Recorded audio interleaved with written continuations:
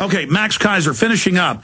We'll throw that London Guardian article back up on screen where it says that this game Farmville user runs up £900 or basically a $1,500 debt. 12-year-old boy didn't know basically what he was part of. And you said this is something new that the manipulators are going to do. I remember you probably 4 or 5 months ago talking about it here on the show. Listeners remember it as well. Why is this so important? Because Facebook has over 400 million users, and they're going to start to roll out a new virtual currency. And this virtual currency is a new currency that is going to have no collateral whatsoever. They can just issue all the currency they want, but it does have interest-bearing attached to it.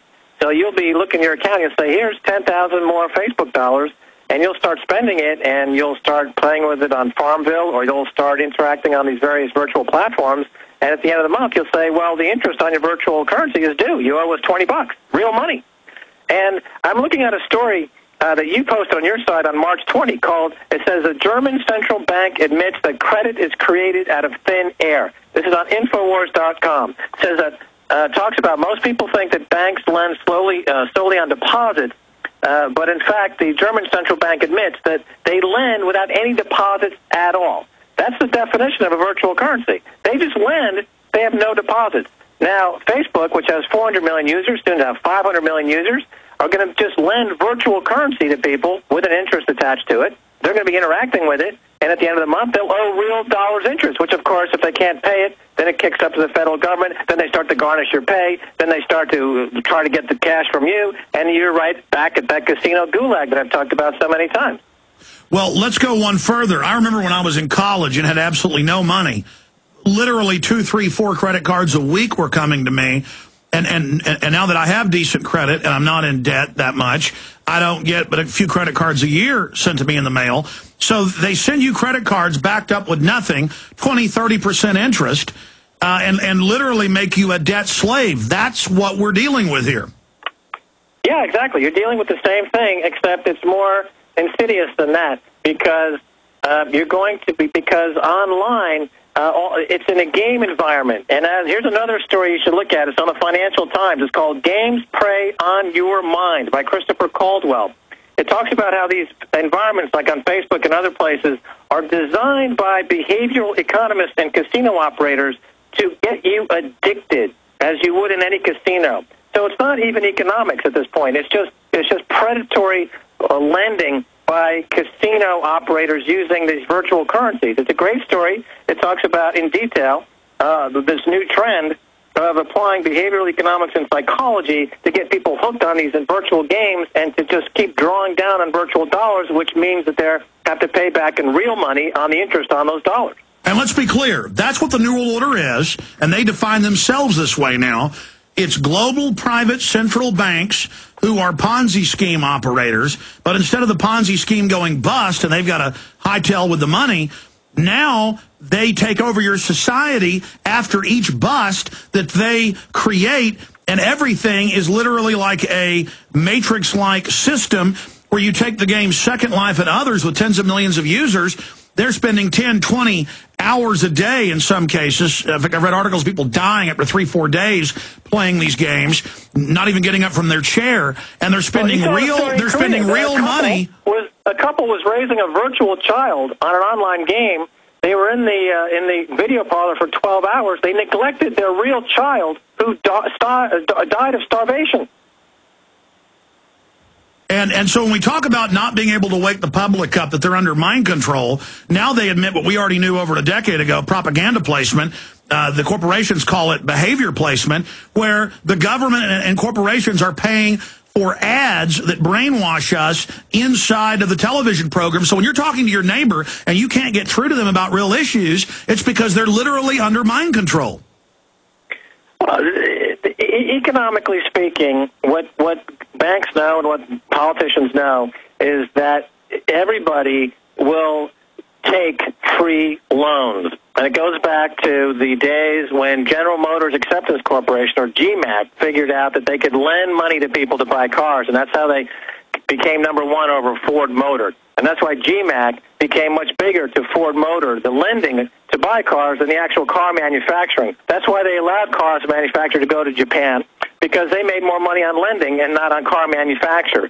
And that trend has been in place for 30 years, where lending and financialization of the economy has taken precedence over all other aspects of the economy, and it has created a society that only looks at interest rates to determine their own self-worth and how much money they owe at the end of the month. And they're constantly willing to gamble at any given moment to try to get that debt level down. And, of course, they're always going to lose, because the economy is operated by casino operators whose business it is to create losing gambles. And so we have this false economy waging war against the real economy. Another reason for the fake environmental movement, that allows the casino operators to go in and selectively shut down any business or corporation that doesn't play ball with them. I mean, this is a psychological warfare system run by a bunch of criminals, and the public is almost defenseless because they've been conditioned by the mind control that it's cool to not care.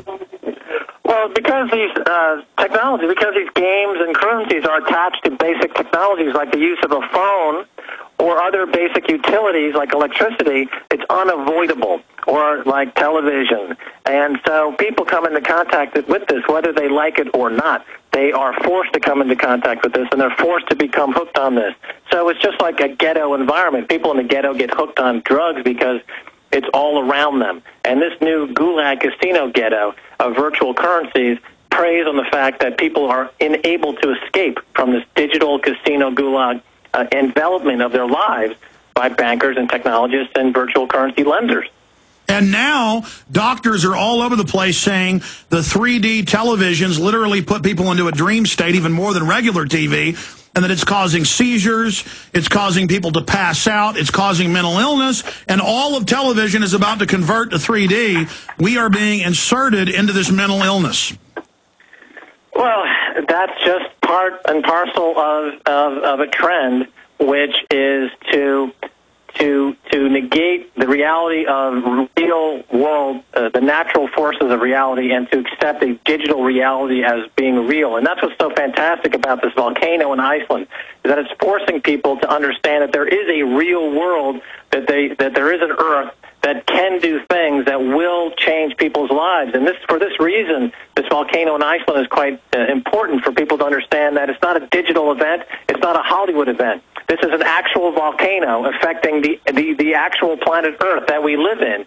And maybe this, if it can shut down the grid and get people to understand that they are human for at least a brief moment, then maybe there's a moment of sanity. And we see the UN coming in and saying, pay us taxes and we'll stop the volcano. That's actually in the news. So you have the establishment waging war, literally, against reality and trying to force everyone into this matrix. I mean, almost every adult male I know doesn't research, isn't involved, doesn't care about their future, but they play fantasy football and really care, believing they own sports teams. Well, this is what I said is happening now. The fraudsters and the virtual currency and the prediction market operators are moving into this box office space with box office futures contracts. It's going to be a huge wave that's going to wash over. You're going to have Jim Cramer talking about Scarlett Johansson moving up and down on the Cantor Exchange, and Iron Man Part 2 and Iron Man Part 3. It's going to go global. People won't be able to resist it because you're mixing the fraud of Wall Street with the fantasy of Hollywood for a toxic cocktail that's going to blow people's accounts out of the... once again, they're going to lose all their money, and it's going to make some bankers very, very rich.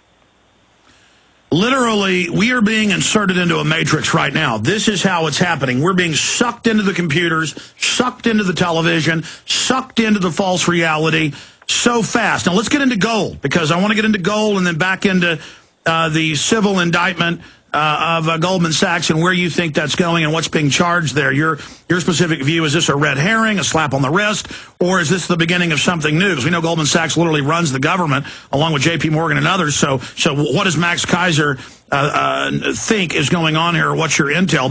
But back to the manipulation of the gold market, you have them pumping up fake things that aren't real into bubbles while suppressing a true commodity like silver or gold, with more and more evidence coming out of how they're manipulating it. Yes, excellent point. Gold and silver are real. And for that reason, it's a threat to the Ponzi schemes, the pyramid operators, and the Goldman Sachs derivative terrorist-wielding psychopaths on Wall Street. It's real, so it's a threat. And for this reason, they've kept the price down for years, and this is covered extensively by groups like Gold Antitrust Action Committee. Now, a couple of weeks ago, there was testimony in London that was put forward to the Commodity Futures Trading Commission by a whistleblower who detailed insider trading and market manipulation on the London Bullion Market Association market as well as the COMEX. And they laid out in no uncertain terms that the prices of silver in particular are just completely and utterly manipulated.